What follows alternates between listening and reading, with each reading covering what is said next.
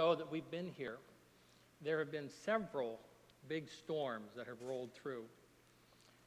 We were only here a couple of weeks when a real big one hit in the middle of the night. It was loud. And right after we had gone back to sleep, there came a pounding on the door. So I got up and I went downstairs, turned on the porch light and opened the door, and here's a guy totally drenched. And through the screen of the door, I could smell the alcohol. And I looked at him, and he looked at me, and he kind of said, "Could you give me a push?" Now, you have to understand, it had not been a particularly good day.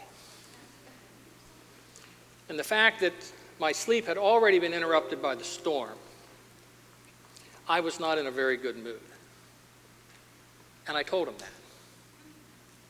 I said, "You're kidding me. You want me to come out in this storm and give you a push? Why don't you just call AAA?" What I wanted to say was, "Why don't you get back in your car and sleep it off?" And I closed the door.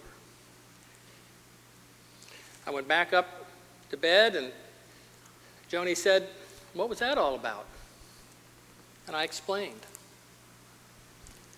And she said to me, "Barry C. Robison, I'm ashamed of you. Don't you remember just a couple of weeks ago when our car broke down in a place we didn't know anybody, and when you asked for help, someone gave you help?" She said, "I'm ashamed of you. What kind of witness is this for a minister and now a DS? What kind of Christian witness are you giving?" Well, I thought about that big. She was right. So I went back downstairs, opened up the door, turned on the porch light, and it is dark, it is blowing. I stepped outside, and I'm still on the porch, but I'm getting wet and drenched. So I hollered, "Hey, are you still there?" And I heard a voice say, "Yes, I am." I said, "Do you still need a push?" He said, "Yes." And I said, "Well, where are you?" And he said, "Over here on the swing."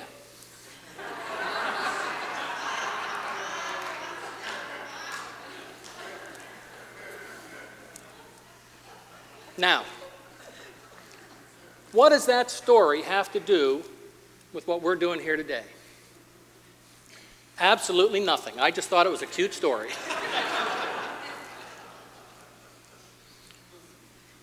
But the sad thing is, that's exactly what a lot of people think about the church.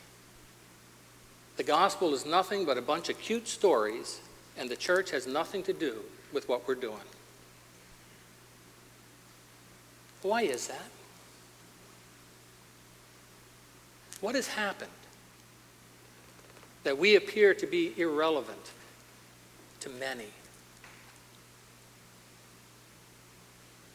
Could it be that we refuse to get out of our comfort areas, to be disturbed by others?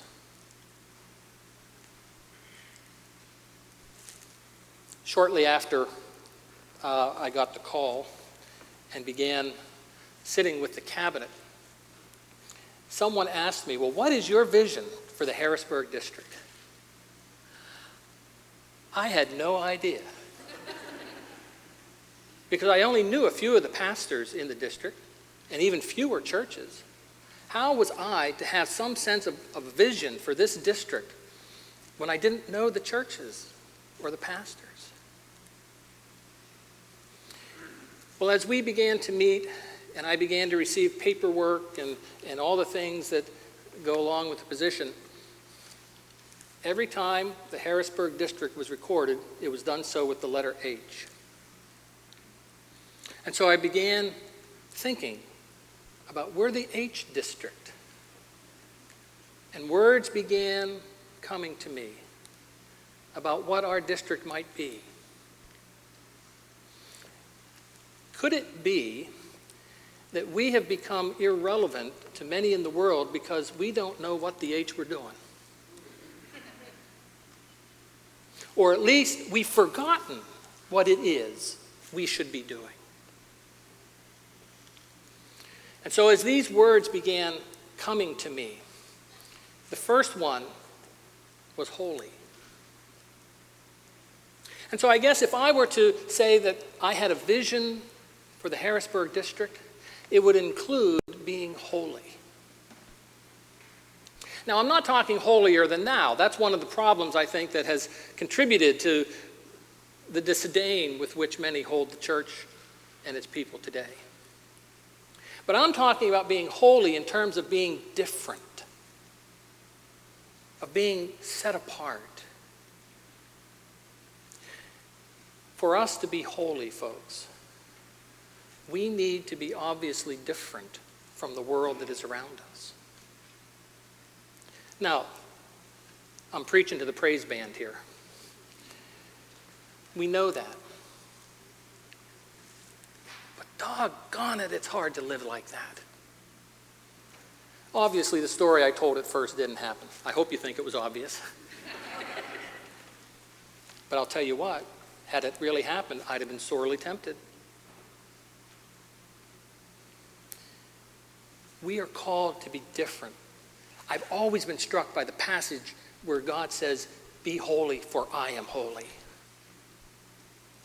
There's our example. We are to be holy as God is holy. We're going on to perfection. We're not there. But we are to be separate. We're to be distinct. And it seems to me that part of the reason why the world thinks we're irrelevant is because we look just like the world in many ways. We've lost that distinctiveness. We struggle at times, even within our own church families, to be Christ-like. We tend to treat each other in the church sometimes like others treat us out in the world. So I don't want this to be a negative message, because there are churches who are lifting up the importance of being holy, of being different and distinct for Christ. In some ways, I wish I could be speaking this way a year from now, when I had an opportunity to be in almost every church, to hear many of our preachers. I've only been to a handful, so I can't name individual churches who are doing these things. I wish I could.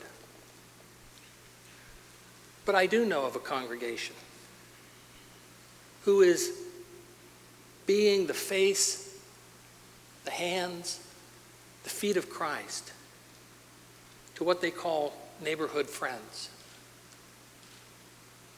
For the people who live around them, they're trying to be distinct and set apart so that they might see Jesus. You know, it starts with a personal holiness, and sometimes I struggle with that. Taking the time, setting aside that dedicated time to God, because there's so much more to do. But when I don't start by giving that time to Jesus, I lose some of that distinctiveness for the rest of the day.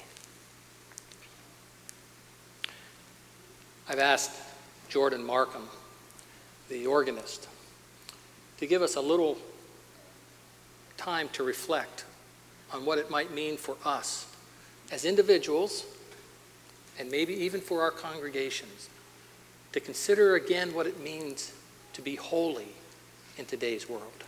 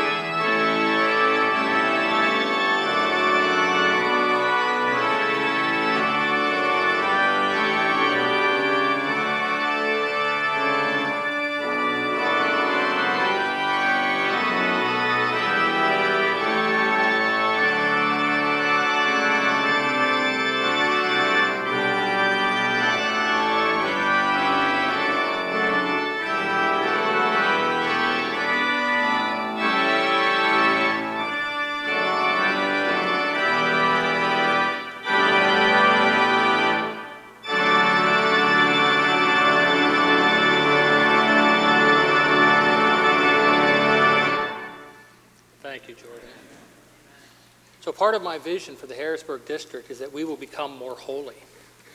Second word that came to me was home. I guess a vision I would have for the Harrisburg district is that our churches would become a place where people would feel at home. Now, not so much in terms of being comfortable, but rather in our churches, people would feel that they belonged. People would feel that they were accepted. People would feel that that's a place where they could grow into the person that God created and intended for them to be. That our churches would be a place where they felt loved. Isn't that what home is to us? A place that we want to go back to. No matter how far away we are, we want to go back home. And so my vision would be that our churches would be like that. There's another church in our district that I have encountered who is redefining themselves to be a church to the neighborhood.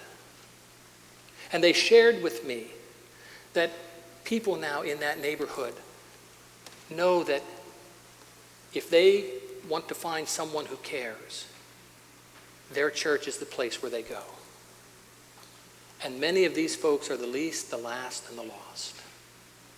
What a wonderful witness and testimony for that congregation to give to the world.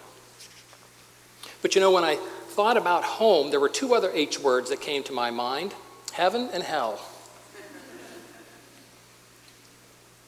And what is the atmosphere within our churches? Is it more like heaven? Or is it more like hell? And you know, it'll change by the holier that we are, the more Christ-like we are. The Cairo Singers have an anthem by Heather Sorensen entitled "Home, the Arms of God." We've been singing this for 2 or 3 years now, and nearly every time I sing it, I begin to tear up, and I have a hard time getting through it because I know people who are described in this song. I know people who need to hear from a church, "Welcome home." So listen now for people you might know who need to hear your church say to them, "Welcome home."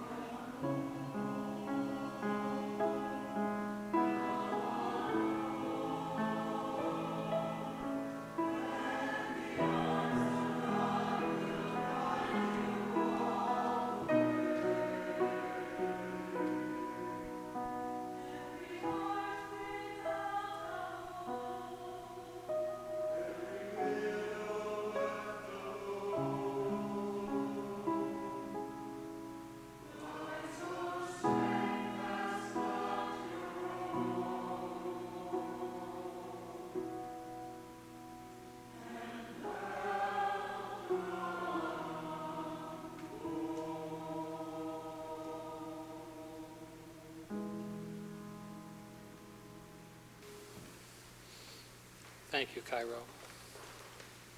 Did you hear them? Every heart without a home, every widow left alone, every soul that is distressed. There is hope for the broken. There is help for the weak. Every sinner who confessed, but in guilt is still oppressed by the sin that's been erased, there is grace. When the fathers walked away and the mothers left to pray, when the child has been disowned, welcome home. You know, when Jesus is in the center of our church families, folks will find that rest, that peace, that grace. And as a result, they will receive the third word that came to me, which is hope. Something to look forward to, something to live for, something that makes a difference in the world.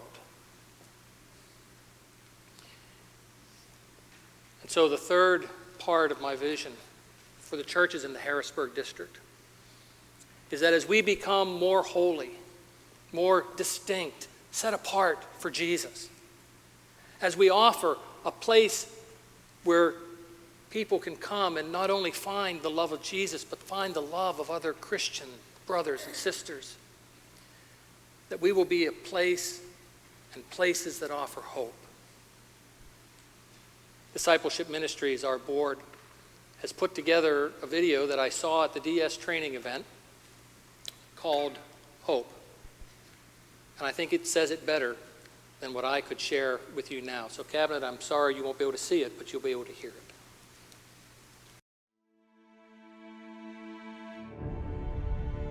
If we stop and think about it, the very congregations that the Apostle Paul started don't exist any longer. But we're here because of the work, the ministry of the Apostle Paul and those early churches. We're descendants of those disciples, followers of Jesus Christ.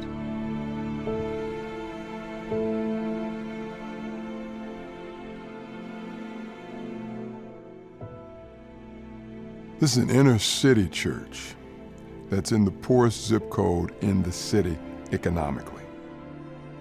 We believe God calls us to be here, to give a witness to Jesus Christ in this place, and by the power of the Holy Spirit, to encounter anyone who is in the neighborhood. Before I got involved in the church, before I became a Christian, I was a broken man that was a shadow of a human being.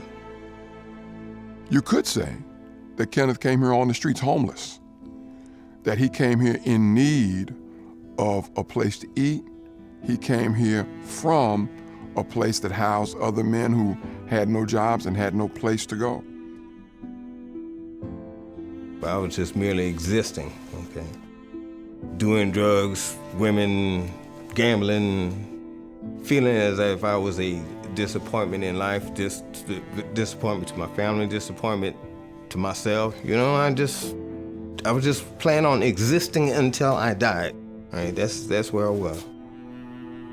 Ken has had a hard life.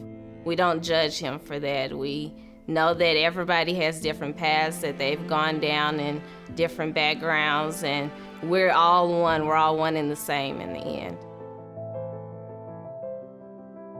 When I began as pastor here, Kenneth stood in the balcony, in the back of the balcony, and sort of peeped at me. Well, you know, you got to understand, my feeling coming here, first of all, was I don't know nobody, and I'm not sure if these people would really like me if they knew who I really was. So I tried to stay in the background. As the word in Jesus called him forward, he began to emerge. And every invitation, he came closer. And now he is a spiritual leader because he leads a group of men that had never been together before. And his truth can shake you up because he doesn't use the language of the assembly. And that makes this congregation a different place. Thank God for him every day. and so does this church. It is my job, I figure like it's everybody's job, to give hope. And I feel especially obligated to show that hope because Christ has done so much for me. And I just want everybody to feel the way I feel. We need to understand that the mission of the United Methodist Church is bigger than what happens in a local congregation, about making disciples of Jesus Christ for the transformation of the world. We've kind of put an acronym to that. And that's really our purpose, offering hope to the world, and then figuring out how that hope gets to be measured in the lives of the people with whom we're engaged. So just think of it this way. If every congregation were offering hope to the community in terms of reaching out and receiving people, offering them Christ, nurturing them in the faith, and then engaging them in ways that make a difference in the world, in the transformation of the world's asking for hope. So when we think about the church, let's think bigger than buildings. Let's think about relationships, the love of God that holds us together, and how we share that love with one another for the transformation of the world.